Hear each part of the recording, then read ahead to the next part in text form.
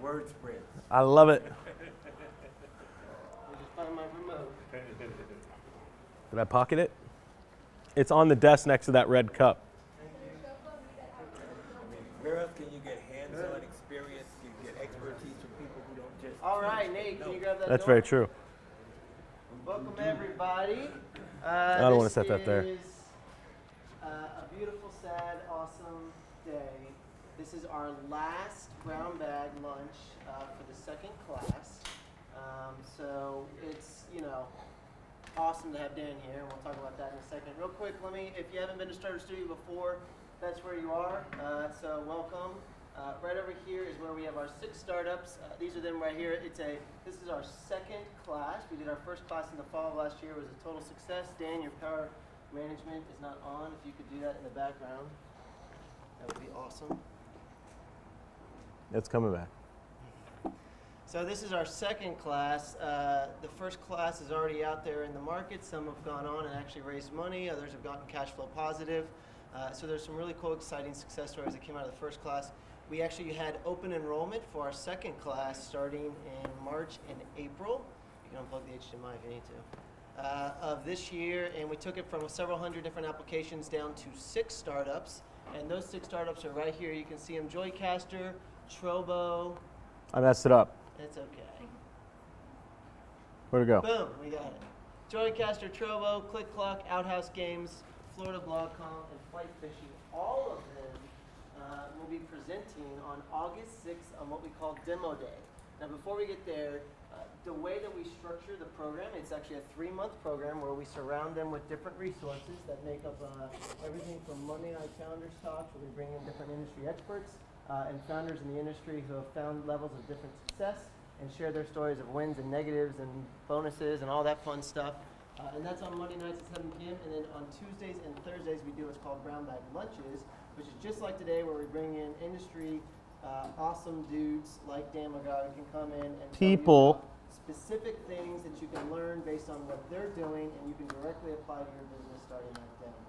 And so that's Tuesday and Thursdays Brown Bag Lunches. And then we have the Greater Mentor Network, which comes in and aligns themselves with our 6 startups and helps them make different strategic decisions and helps advance their companies and their startups like that throughout the program. So that all accumulates to Demo Day, which you can go to starterstudio.com right now and watch a fun little video about it, and also get the link to our Eventbrite where you can register for the event. If the event is $10, it's on the 6th of August at the Cheyenne Saloon. If for whatever reason, $10 is a little too much, come find me. We can figure out different ways to do that. Or go up and talk to one of our starters. There's some coupon codes out there, they say. So that's going on. But just again, a little bit about the Demo Day. It's at the Cheyenne Saloon. That's actually myself from the first, I was in the first class, show flow. And it's just a really cool evening where everyone, even people, everyone, basically this room is a representation of it. It's everything from other startups, investors, financial investment groups, venture capitalists, angels, they'll have strategic partnerships, potential customers, vendors, the whole gamut. Also talent. It's where different talent can come and see you present on stage, and it kind of just has this grandeur to it. But at the end of the day, it's really for the entire Orlando Tech community to come around and just kind of celebrate some really awesome stories of what's going on right here in Orlando, Texas. So that's on August 6th, 6 p.m., Cheyenne Saloon, starterstudio.com, and you can register for the event. Real quick, just a note to our sponsors. We couldn't do this without them. Actually, Starter Studio, the second class, is completely backed by Kickstarter. We raised over $16,000 on Kickstarter from the community, and so we just thank you for that. We take that very seriously. And we also had some key sponsors here, everything from Kind Bar, TriNet, CFR, MB Labs, and Code School, which is where we run Starter Studio out of. So again, just sponsors are such an important part of the Starter Studio program, and so thank you for that. Without further ado, boom. Dan McGaw, take the investment money and run. Dan was very involved in the first Starter Studio class.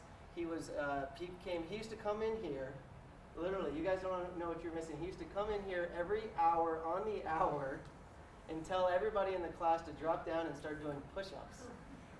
That's how I got this fat. Just walk in and fall over and start doing push-ups. And if you didn't do it, you felt dirty. And Demonstrate? Yeah, demonstrate.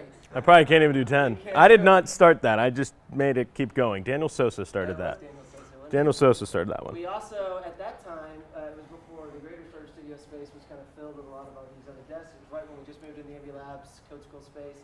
And so we had, I actually went with my buddy's F-150, picked up his ping pong table, dragged it in here. We had it dead center in the middle of the space. And so we used to go and play ping pong just to break your brain from the chaos of a startup. So It's still in my garage waiting to be played on. I think it came back with a couple dents and some missing balls. Oh yeah, the net was ripped too. It was okay. No, I'm just Dan's giving you got that. some really cool experience. He's heavily involved in the Orlando tech scene. He's also been of recent working with some really well-known and just kind of heavy players in the analytics space. Where is it, San Francisco? Yeah, Kissmetrics. Kissmetrics, which I'm sure he'll mention as well too. He also has his own startup that he's been getting off the ground since I really first met you, Fuelsy, and he's going to talk plenty about that. But Dan's really smart, knows what he's talking about, so it's a pleasure to have him today. So please put your hands together for Dan the man. Give me 1 second. I just want to adjust the power saver settings so that way we don't accidentally run out of presentation time. Awesome. So just to get this kind of started out, if I can get just a gauge of who's all here so I can best frame this conversation. Who here has raised investment, whether $5, $5,000, or $50,000, right? Raised money, you spent it, probably lost it too, some of it at least, right? All right, so good. This talk will be good for everybody. So as it was explained, I'm Dan McGaw. Today I'm going to be talking about how to take investment money and run. Now you might think I'm talking about like robbing a bank, you should be running away, but that's not exactly what I'm talking about. But at the end of the day, who the hell am I? Why do I have a right to be talking to you people? Why am I up here, right? So let's cover that really quick. First, go check me out on Twitter. Please follow me, check out my tweets. I'll teach you some marketing stuff. But to give you a quick background, I used to work in these offices next door at Code School, had a fantastic job here, got to work on some amazing projects with some amazing people. But one of the cool things that happened while I worked here is we had a lot of success. And the company has even had a lot more success even after I left. So it's been a fantastic experience and a great learning opportunity. When I worked with Code School, one of the first projects I was assigned with is making a venture deck and trying to go out and raise money. And me and Greg worked a lot together to be able to talk to certain investors. Greg managed a lot of those different relationships, but I've gotten to work with those investors firsthand to see what's going on. As was explained, I was part of the founding team that helped start this. I did move on. I decided that I had other things I need to be paying attention to, but you can notice my lovely head over there next to the mayor with Greg and Arette, who also helped start this place. As you can tell, this place isn't doing too shabby because you're all still here, even though I'm gone, right? So it's still doing really, really well. Also, after I left Starter Studio, I joined a company called Kissmetrics. Kissmetrics is one of the leading web and mobile analytics company based out of San Francisco. I live here. I flew to California for a week, a month. It was an awesome experience. We raised about $14 million total at that company, none of which I was a part of, but I did have to put up with the board of directors every single month. I had to have meetings with these guys every single day, and we're talking huge funds that are $2 billion. So I've had a lot of experience dealing with investors, not only as an entrepreneur, but also as an employee at a company. But what did we do there? We grew the crap out of that business. It was a really, really fun experience. Funny enough, my last day at Kissmetrics was this past Friday. I worked there for about 11 months. We worked out a deal so that I could leave the company because the only thing I wanted to focus on was my company, Fuelsy. I've owned Fuelsy for about 2 years now. We launched our product in July 2013, so just over a year ago. Now, I would love to say Fuelsy had the same success as everybody else, but we're kind of going this way, right? And there's a big reason because of that, and it's because I'm not focused on it. What did I do when we launched Fuelsy into the wild? I started Starter Studio. What did I do when we launched our Android app into the wild? I started a job at Kissmetrics. Was I focused? No. But what I did do in that time was I did raise some money. And I'm going to talk about what my experience was and how we, and excuse my language, can I swear on camera? How I fucked up.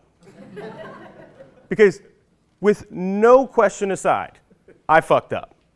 Because how? I didn't take the money and run.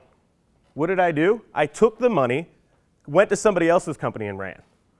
And then took more money, and then went to another person's company and ran. Because I had a day job. I mean, I have kids, I have to provide for them, I have to do the normal thing that any father would do. I have to bring in a paycheck. I have to worry about college funds, shit like that.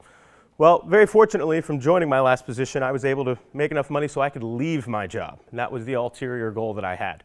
So now I'm full-time on Fuel Z, and now I'm actually running. Now, the funny thing is that when we talk about running for a company, I mean, you got to be full speed. And one of the things you'll notice about my deck today is that I started running 2 weeks ago.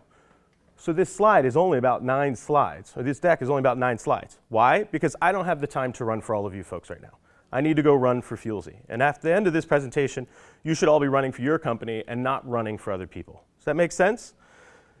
So let's start out with something. You are a company, you have an idea. You want to go out and raise money. Well, guess what? So do we all. All of us do. You know how many ideas I have? You probably have an idea. You probably have an idea. You probably have an idea. Guess how many of you are going to get funded? Anybody take a wild guess in the dark? How many companies get funded? 1%. 1%. Close. So every company that goes to try to raise money, only 3% of those companies will receive any type of investment. That's not venture capital. That's also saying friends and family. So only 3% of you have the opportunity, or excuse me, will actually accomplish raising money. So the first thing you need to get into your head really, really quickly is this ain't going to be easy. This is tough. And the biggest problem is that people look at raising money as an accomplishment and as they have won. I've done it. The problem is that's not true. It's not true at all. When you raise money, you just started. You just started everything that you're going to do, and now you have to really look at that and how you're going to take advantage of that. Now, when you go raise money, there's a couple different things you think about, okay? One, the investor is looking at you on how am I going to get my money back? But there's an easy analogy that people look at it. Investors don't bet in horses, they bet in jockeys, right? Who in here is a jockey? You all, if you're starting a company, need to figure out how to raise your hand as quickly as possible. Because your idea is shit. It is total shit. Hate to say that, but without you being a jockey, your company is nothing. Case in point, Code School. One of the most wildly successful learning platforms for developers. Why are they successful? Because there's a whole office of jockeys over there. There's a whole office of people that are just crushing it, and they're amazing people. Now, the idea is solid, but it's not great unless they have a bunch of jockeys accomplishing it. So they're able to go out and possibly raise money because they have a jockey. But as we know, it's not about the horse at all. It's not about the company, it's about the execution. You can have a great idea and just dwindle it away and never do anything with it. So first thing you need to focus on is who are the jockeys? And that's how you need to build your leadership team, and that's exactly what the investors are going to look for. Now, just like a jockey, you're going to have to run. But raising money is going to be hard either way. You could be a sexy, amazing entrepreneur, and raising money can be hard. Now, I'm no Philip Holt, I'm no Joseph Westlake, who just people are throwing money at, which if you haven't heard the stories, it's quite hysterical. But raising money is going to be really, really hard. It's not going to be easy for you. So you have to think about what are you going to do. Now, as we talked about, how many companies get funded? Only 3%. Okay? So if you are in that 3%, you need to worry about getting that money and then running. Now, the first thing you need to show after you get money is how are you going to provide value? What are you going to do with the money? Right? So with Fuel Z, what are we going to do with the $3 million we're trying to raise right now? Well, I'm going to go hire a bunch of jockeys. I'm not going to do anything else. I'm not going to spend $1 million on advertising. I'm not going to spend $1 million on marketing. The first thing that provides value in our company is we need to hire better engineers. We need to hire more jockeys. We need to be able to get the product out there. But what does that answer inside of your company? What are you going to do to provide value for that investor? Because if you can't provide value, what the hell are you doing? You shouldn't be running the company in the first place if you have no way to provide value. If you're just looking at a chart thinking something's going to work out, it's not how it works. Now, now that you've raised money, let's talk a little bit about what it's like to start running, right? So you need to sign your contracts. And this is, I think, actually where this presentation ends. So this will be my last slide, just so you know. You need to sign contracts. Who here has raised money again? Out of you, and keep your hands raised if you have milestones in your agreement. And if you don't meet those milestones, you stop getting money. Yep. True? Right? So the first thing you need to think about when you take that money is, I might not get all of it. We raised $50,000 in our convertible note in July 2013. I've received $20,000 of that. I never received my second tranche of $10,000. I never received my third tranche of $10,000. I never received my fourth tranche of $10,000. Why? Because we made the integral mistake of fucking up our contracts. We put outlandish goals in these milestone agreements and made it so that it was so hard for us to obtain it that we couldn't get more money. So we couldn't run. We actually handicapped ourselves when we started the company because no matter how fast we ran, it was going to be almost extremely impossible to get to that point. So when you think about going and raising money, you have to think, can I actually run that distance? Can I actually meet the contractual obligation that I set up to continue to get my money? Because as I said earlier, you can raise all the money in the world. When it hits the press, it's going to be for all the money that you're able to get. I mean, do you know that some companies get $7 million in funding in the news, but really they only got a check for $500,000, and if they don't hit X, Y, and Z, they don't get any more money? So make sure the first thing you pay attention to is actually those contracts and how they're going to do. I don't want to ruin your flow, but can you take a step back and talk about the decision about how much you wanted to give up front, give away up front, and that decision process about what do we need versus what do we want to give away? Yeah, no, that's a really good question. So for us, it was pretty simple. We would not do any type of investment unless we got a convertible note for our first investors. We now have successfully closed 3 rounds of convertible notes. So we have $60,000 in the door. We just closed a convertible note last week. And for the folks who don't understand convertible note, just debt with somebody who you hope to never have to pay back. But that was our decision because we never wanted to set a valuation on the company. We were too young, we were too early. Now, when we talked to a specific investment group in Orlando, we did talk about giving away equity in the company, and it was upwards of 30% for a considerable stake of the company, right? The capital coming in would have been great. We would have been able to reach the milestones we needed. It was a sufficient amount of funds to actually accomplish our goals. But in the beginning, I mean, you're going to get eaten alive. If you don't have revenue, investors are going to rape you. I mean, they're the wizards of math. You're never going to be able to over-wizard them on math. I mean, unless you're Harry Potter. I mean, I'm sorry. But yeah, that's a really tough decision. Right now, we're going out. We're possibly going to be raising in between $3 to $4 million this fall. That's our objective. Why? Well, because we're going after an $11.2 billion opportunity. So we have to figure out which equity is right. But at the end of the day, the investors are going to be the one who set that. We can ask, and they're going to tell us no. And you have revenue now? Yeah. So we're now at about $3,400 in revenue. We make on average about $1,500 a month right now. So we're doing a hell of a lot better than I quit my job. So Those convertible notes, they convert the debt into equity at a certain point? yeah, so as soon as we receive institutional financing, they'll get a 15% discount on their notes. And that will all be converted. They have the right to convert into equity, or they can take their money and run at that point. But the whole point of our investors was to get more equity. So, but we didn't have to set a valuation. So you made a decision not to give away equity in the beginning. How much has the company risen in value since then? I mean, I would say that it's risen thousands of percent in value. I mean, we're worth, each share is worth 1/100th of a penny. And we want to keep it that way until we go raise institutional funds. So because there's nobody willing to invest right now, because we're not actively pitching, I couldn't tell you what the valuation of the company is. I am not the wizard of math, so I wouldn't set the value. So valuation, especially in these early companies, are kind of arbitrary just because there's so much market and product and execution risk. So for each investor, depending on that investor's background, they'll perceive the risk to be different. And so valuation is just very specific to the person you're talking to. What we have done with Florida Angel Nexus is we typically set a ceiling where everyone is completely comfortable with that ceiling. But if you do end up raising a VC round less than that, then we convert at a discount to that VC round. So it kind of lets the market decide. I don't know, did you do a ceiling on yours?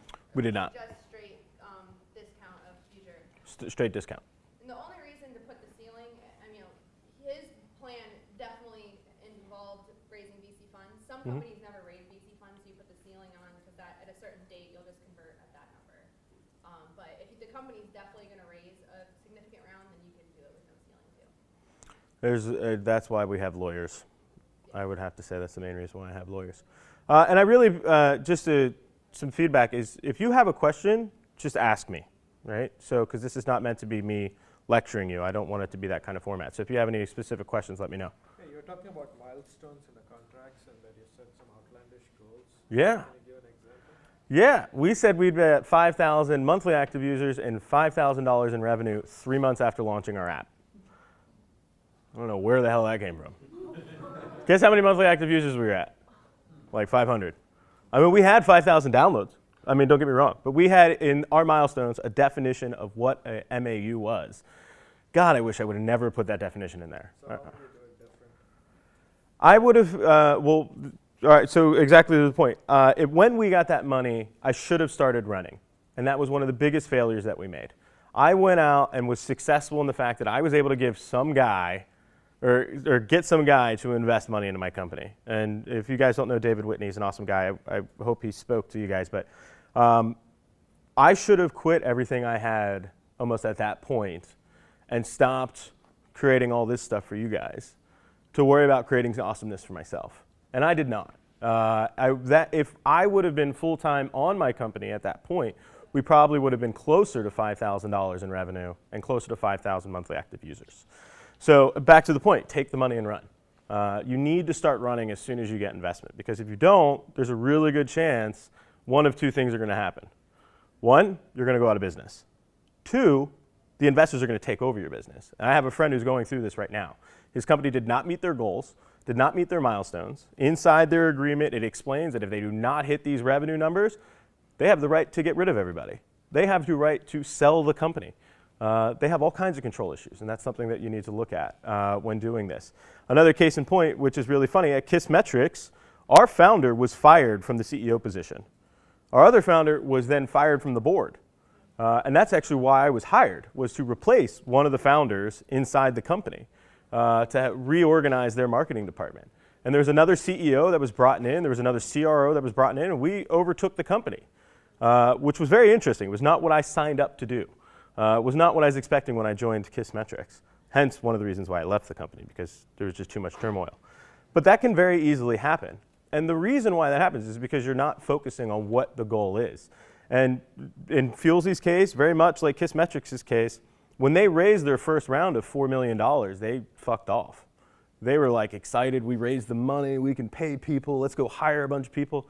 But they didn't start running. They didn't grow the company. They didn't reach their milestone projections. And once that happens, your investors are going to start coming down and clamping on you. And that's just not a pretty picture at all. Let's see if I have any more slides. Yes!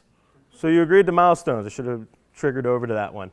And hold on. So there we go. So this is my presentation really quickly, just so you know. But because you guys told me last week on Thursday, this is what you're presenting on. I'm like, oh, shit. So I wrote the presentation, never got a chance to build it because I'm focused on building Fuelzy. You were going to ask a question? Yeah. So what does running look like for you? Yeah. Like, what does that mean? What does running mean? Everything is based upon specific metrics for us. And those are the same metrics that we agree upon with our investors. So my life is centered around how do I make Fuelzy, one, profitable? How do I get more downloads? We have to have revenue, we need to have downloads, and we need to start figuring out strategic partnerships. So everything is focused entirely on that. I wake up in the morning at 6:30, which is not when I usually wake up. I'm usually like a 10 a.m. guy. Wake up at 6:30. As soon as I wake up, I'm immediately working on Fuelzy. I'm working on Fuelzy the entire day. I'm on the phone calls. I'm in meetings. I'm at places like this showing off our colors. And then after this, I have meeting after meeting after meeting to work on Fuelzy. And then later tonight, I'm going to go home. I'm going to cook dinner for my family. I'm going to say bye, everybody, and then I'm going to go right back to work. Because I have to make this work. I have to keep running. And if I take 1 second to make a break, to get a glass of water and take a pit stop, my competitors will catch back up again. And that was the worst thing about it when we did not run. We got that investment, and our competitors hated us. Like, scared shitless. It is amazing to me that GasBuddy, which has 35 million users, has been around since 1999, is actually scared of some tiny little startup. And they're nervous about us. But what was the shitty part? We never started doing what we were supposed to do when we got the investment, so they were able to catch up. They've already built half the things that we put out there, and they copied every single thing that we did. And they're continuing to copy everything that we did. So you really have to look at, I got money, what am I going to do with it? What are we spending our money on? We're buying conferences. We're going to conferences like crazy because that's how our industry is run. Who here has money right now and they're trying to run?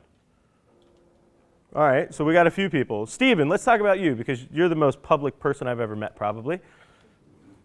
Okay. How are you running?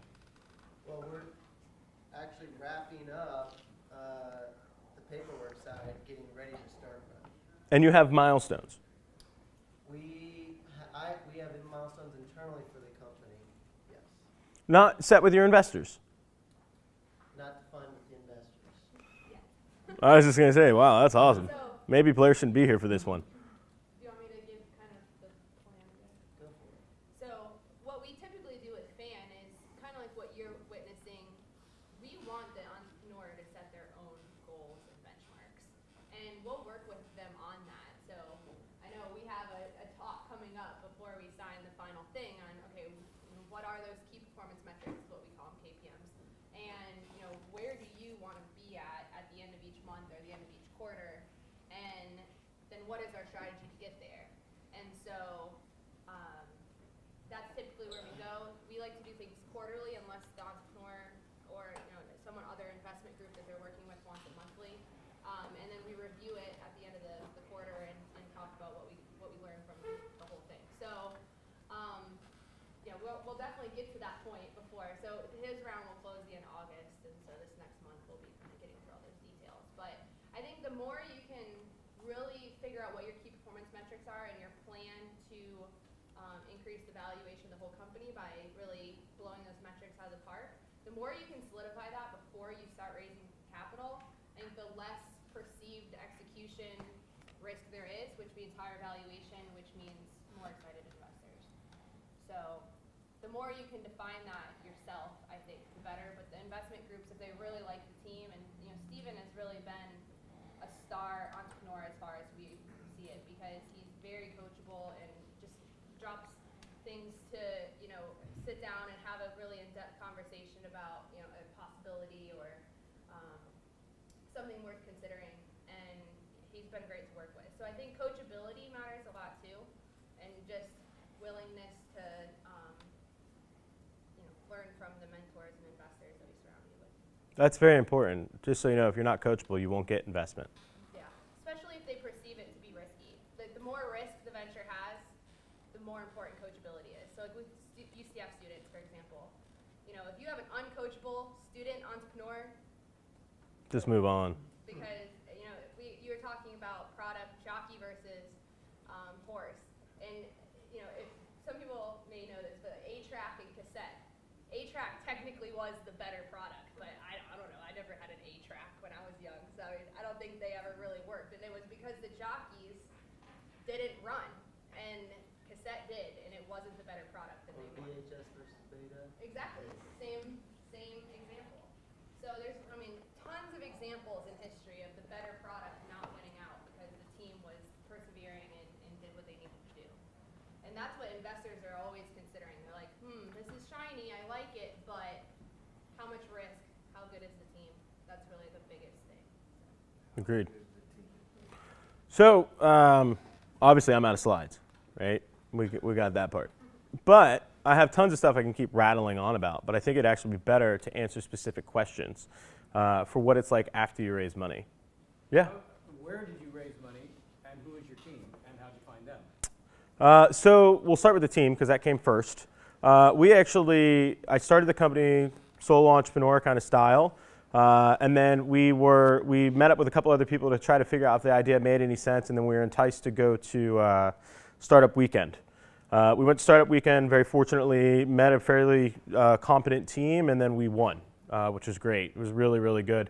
Our investor was actually one of the judges at Startup Weekend. So that I'd already known Whit before then, who was our investor, but he finally got to see me pitch. And Whit was very excited about that. And we spent another 8 months with Whit trying to get him to invest.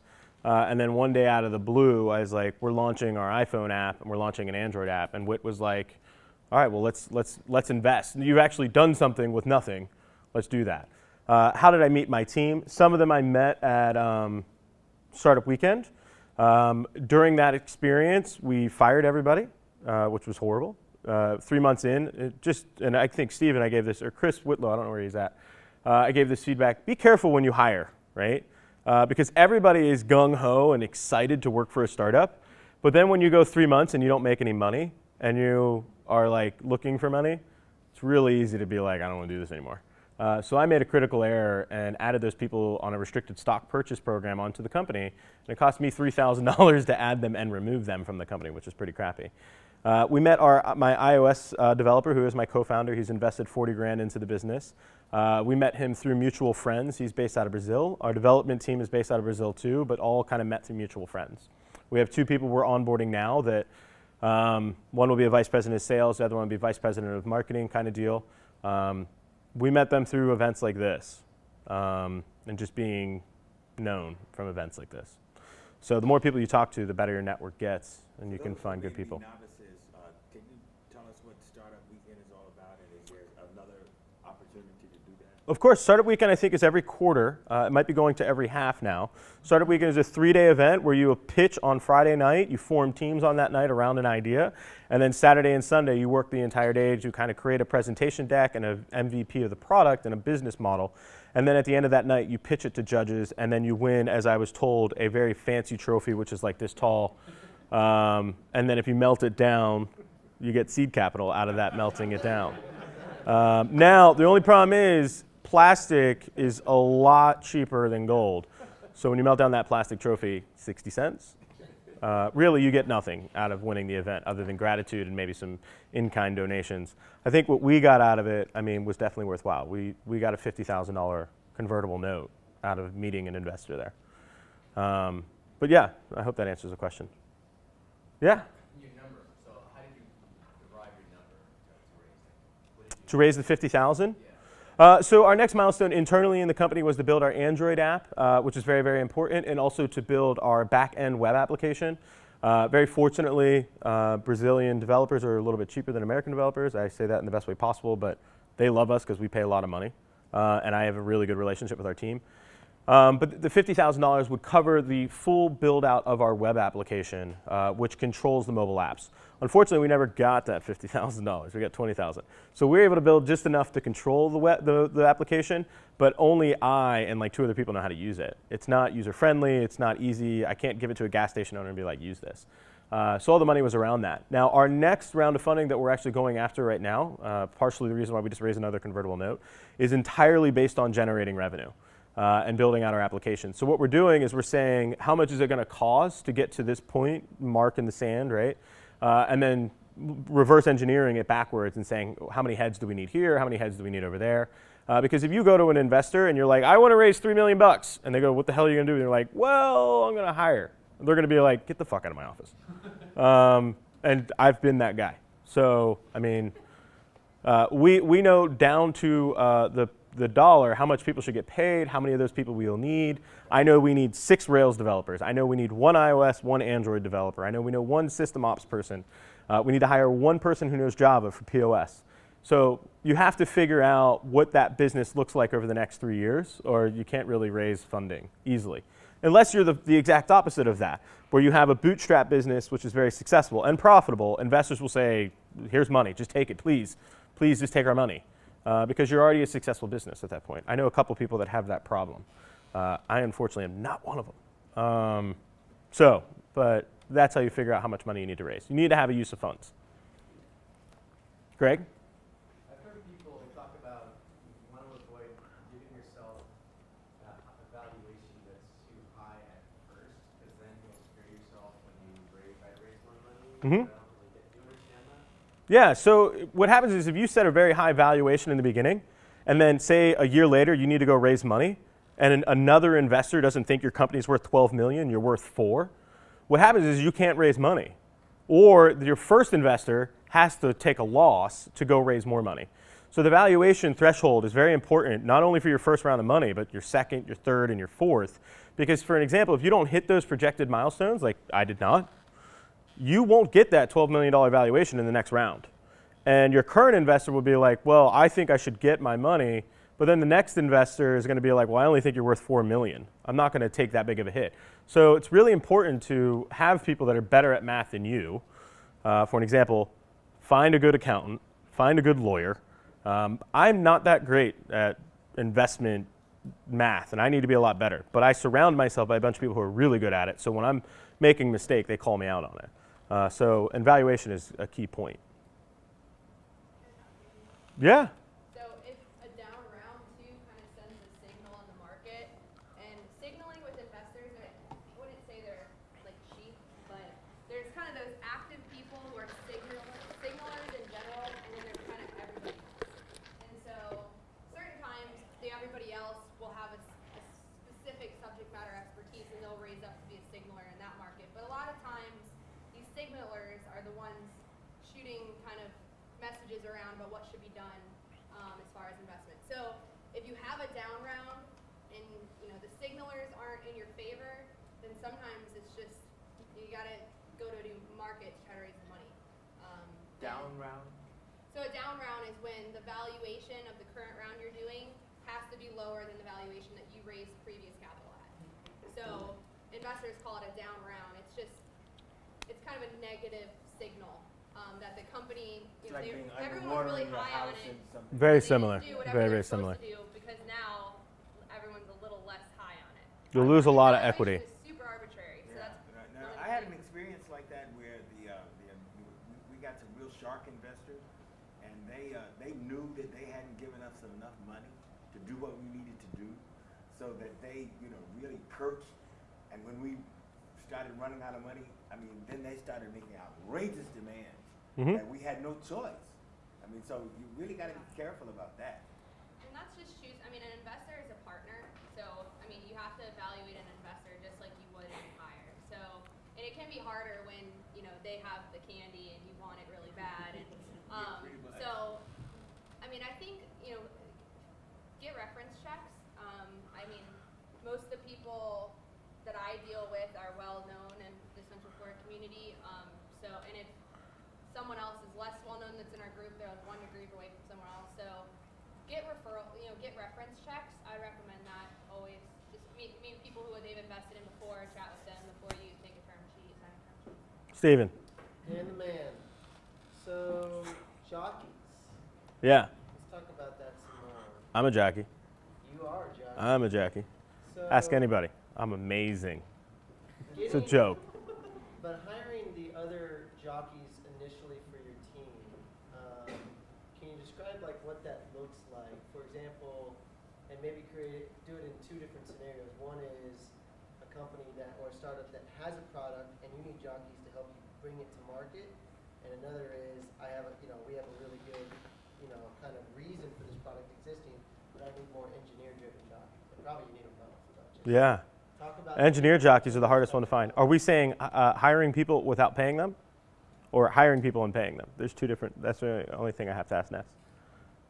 Let's put it in my situation. How about that? So very fortunately for Fuelsy, recruiting for me has not been very difficult. I've been able to persuade very, very talented people to take interest in our company. I've been very fortunate with that, but it has not been easy. For an example, the guy that we are trying to bring on now spent 2 years at PayPal. He spent 5 years at General Mills. Getting him to join our company is extremely important. Why? PayPal is an acquisition target for us. We want them to acquire us. And then General Mills is a potential customer for us. So he has strategic initiatives that previous employers that help us. But getting him on board to the company is very, very difficult. One, I have to sell him on my passion. I have to sell him on my vision. I have to present the company in a way that makes it enticing.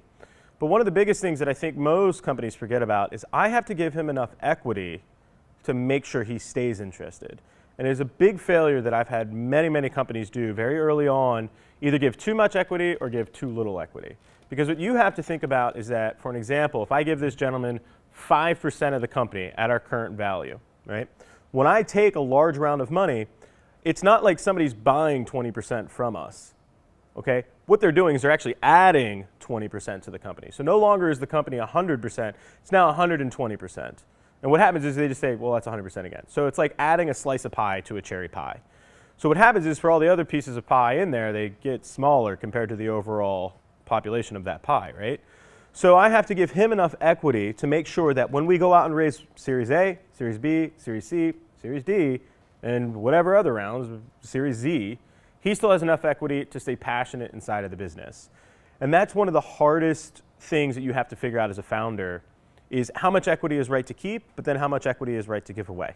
And for a founding leadership team, I feel that everybody should have significant portions of equity. So for an example, if we exit for $1 million, they make more than $100. Like, that'd be horrible. Like, that would suck. So I think the equity situation is probably one of the hardest decisions you're gonna have to make when hiring early.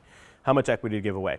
Some people are lucky and they don't have to give equity away. They have money where they can pay people, or they have, I'm gonna say this in the nicest way possible, stupid people who are willing to work for free.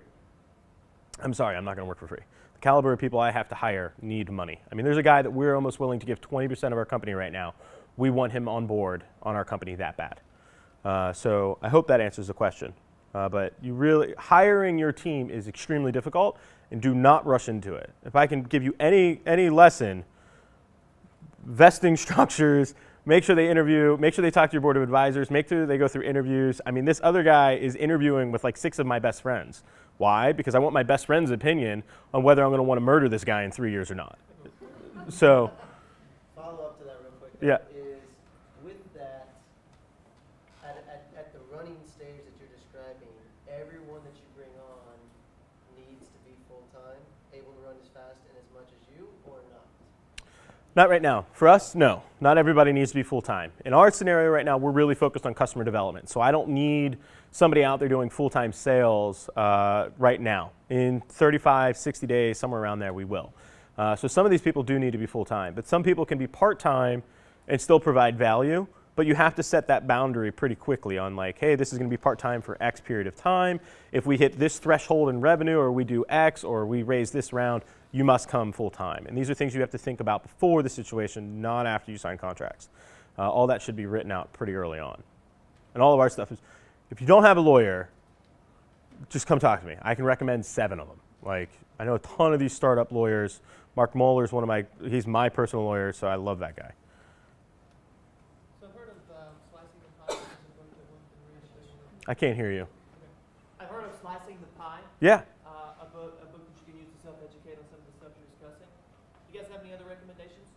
For books that you can read, Venture Deals is probably the best book to buy when thinking about going and raising money. It has the investor side of the equation, the lawyer side of the equation, and the entrepreneur side. Venture Deals is great, written by Brad Feld, and I can't remember the other guy. Great book. I've read it 2 or 3 times. I have the audio book. When I need to learn something, I'll go to the gym and turn it on. An amazing book. And also reading Feld Thoughts, which is Brad Feld's blog, is a really, really big help. Mark Cuban's an asshole. Perfect stuff to read. He is no filter whatsoever, so really, really good stuff. I'm trying to think. There was something else that we recently looked at. I don't know. I subscribe. I'm on my RSS feed is like, I got like 35 blogs that are for venture. So whenever I come across something that has interest to me, I read it. Follow me on Twitter. I'll share tons of crap that is really, really good reading. So you could get stuff from there.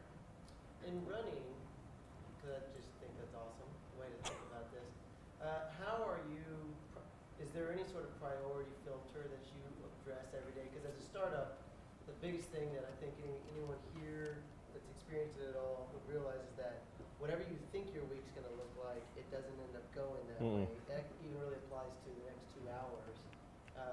So I've learned that just to have to apply some sort of priority structure to what I want to do. And do you have anything that works for you? I can show you really, really quickly how I do it. Go for it. So usually my presentations are kick-ass. Like, I'm not trying to brag, but like I do a lot of these, and I don't know how to make a presentation in 5 days, especially when the weekend is encountered. So one way, how do I know that I'm doing? I use a program called Rescue Time that tracks every single thing I do on my computer. At the end of the week, I get an email that tells me how many hours I worked, what did I work on, how much time did I spend in email, how much time did I spend in meetings, stuff like that. I evaluate that every single week to know exactly what I should be working on next, what I could be doing that's wrong. For an example, I spent 15 hours a week on average on email. My goal was to get it down to 10. Well, now that I use Rescue Time, I know exactly how much time I spent on email. And if you go to their homepage, I'm actually quoted on their homepage. So this is a deck from Kissmetrics that I did in Minneapolis. And this is actually agile marketing and how we do marketing, how to pour the gas on the fire. And I'll go through this latter part of it. 10 minutes. So pouring the gas on, right? This is what my talk was, agile marketing to pour gas on the fire. How do you accelerate what you're trying to do? The biggest problem is with every single company is they don't have a system, like especially startups.